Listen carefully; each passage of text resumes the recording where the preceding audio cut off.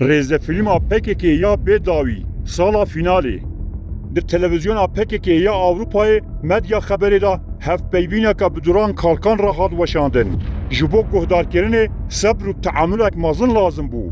Bi rastî jî ne tenê guhdarkirina duran kalkan, belku guhdarkirina tev serokên PKK teamüleke mezin pê dibe.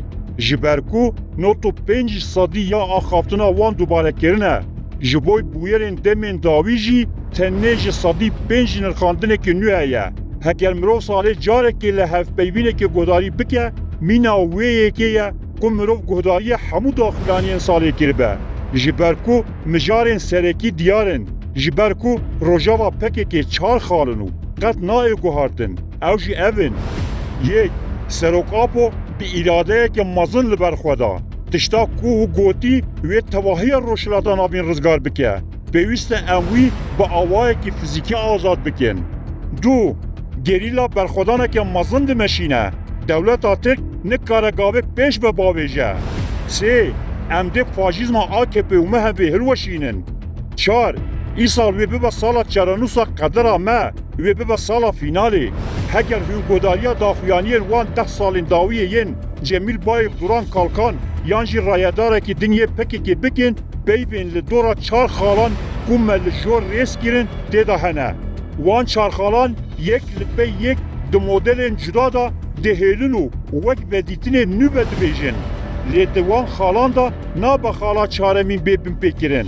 Ji ber ku di nava hemû daxuyaniyan da gotara PKK ya herî mezin ev e ku dibêje sala serkeftinê, sala finalê, sala serfiraziyê û her wiha. Ji bo Tirkan xeleka kolanên paşî, ji bo Kurdan jî salên serkeftina PKK. Ji salên 1990 û vir ve PKK her sal dibêje ev sala wê bibe sala serkeftinê. Gotinên PKK yên li ser vê sala serkeftinê mîna rêzefîlmîka bêdawî ye. 3 salin em li vê rêzefîlmê temaşe dikin.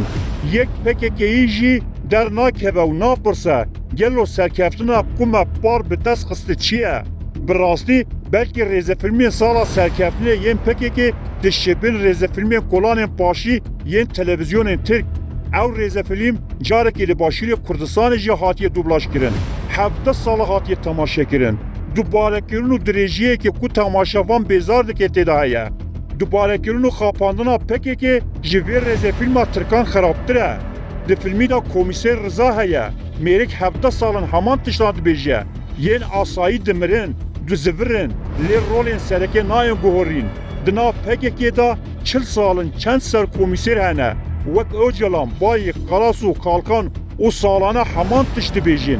Yek gav pêşketin û guharîn tune her tim heman senaryoya pêşkeşî Kurdan dikin. PKK ev 45 salin heman çîrokan dibêje. Me dewleta Tirk têk bir, artêşa Tirk winda kir. Ev sala serkeftinê ye, sala dawiyê ye. Em wê li ber xwe bidin. Kêmek maye em dê serkeftina nihayî biafirînin. We dike ku mirovî li pey xwe kaş bike. Lêbelê santîmetreyek jî serkeftin jî tune. Berova jî windabûn heye, xwîn heye, hêsrê çavan heye. Siyaseta ku di bin navê PKK da tê meşandin bi Kurdan mezin dide winda kirin. Duran Kalkan çîrokek wiha ve dibêje. Hebû nebû gerîlayan di salekê da 1454 çalakî encam dan û 1871 leşker kuştin. Li Kuderê kuştin li Zapê. Yê te li Enqereyê neşikandî, tu nikarî li Zapê bişkênî. PKK şerrê ku beriya 45 salan ji Enqereyê dayî dest pêkirin, anî berwarî bala, Zap û Heftanînê. Birê min, we nikarîbû li Enqereyê lê bixin. Ma we nikarîbû li Amedê bişkênin. Lê we li wir çê nebû. Di wî karî da formûleka bîkariyê ya hêsan heye. Ew şerê li Enqereyê û Amedê te serkeftin têda neanî, tu nikarî li Zap û Avaşîn û Xakûkê û Heftanînê jî serkeftinê têda bînî. Duran Kalkan çîrokekê dibêje. Artêşa Tirk nikare li bejahiyê bi pêş ve biçe. Duran Efendî, hinekê ciddî be, hinekê şerin bike. Dewleta Tirk bi otobîzan leşkeran ji Boliyê derbasî tebahiya Bakur û herêmên parasına medya dike.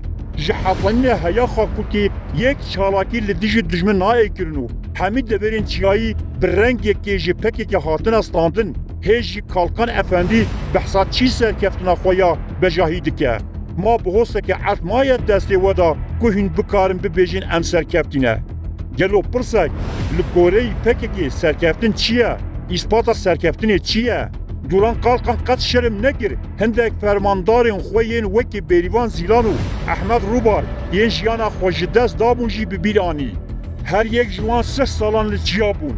Lê pêdivî bû Duran Kalkan bigotiba ka çawa damezrênê PKK hevalê wî yê serdema îdeolojîk Elî Heyderkaytan ku bi kot navê û Fuad jiyana xwe ji dest daye.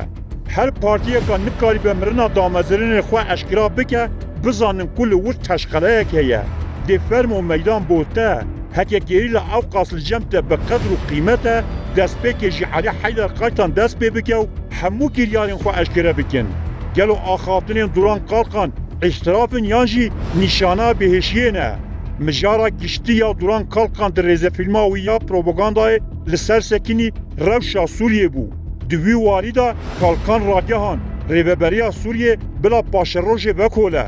Kêliya herî baş ya ku dewleta Sûriyeyê li ser linga heştî ew kêliye bû ya ku li gel PKK re bolandî. Divê qet ji bîr nekin û xwe nekin amûrê dijberiya dewleta Tirkiya li ser Kurdan. Pir zehmet e ku mirov bibêje ka ev ihtirafekê yan jî nîşaneka bêhişbûnê ye. Li gorî Kalkan Sûriye demekê bi Kurdan re bûye dost. Lê di rastiyê de dewleta Sûriye tu cara hebûna Kurdan qebûl nekiriye û muamelekî hemwelatî bi Kurdan re nekiriye. Awa ku li Şamê li taxa lüks de vîlla pêşkêşê Öcalan kirî naevê wateyê ku Sûriye dostê Kurdan e. Helbet ev ihtirafeke piştî ku bi PKK re baş tev digerin êdî nexema PKK'ye çi li Kurdan bikin bila bikin. Duran Kalkan û partiya wî PKK çi qas çîrokên qehremaniyê yên mîna rêzefîlma kolanên paşî vedibêjin jî mixabin. Êdî PKK nikare rastiya xwe veşêre. Herkes dibîne ku sala dawî tune ye. Lê her sal jiyana bi sedan malbatên Kurd bi dawî dibe. Di navendê de binketin û têkşûnekî bi demîr re heye û li hevkirinek heye ku tenê dewleta Tirk di ser dikeve. Êdî ne rêzefîlma kolanên paşî dikare ji bo xwe ekteran peyda bike û ne jî rêzefîlma PKK ya sala fînalê dikare ji bo xwe şervanan peyda bike.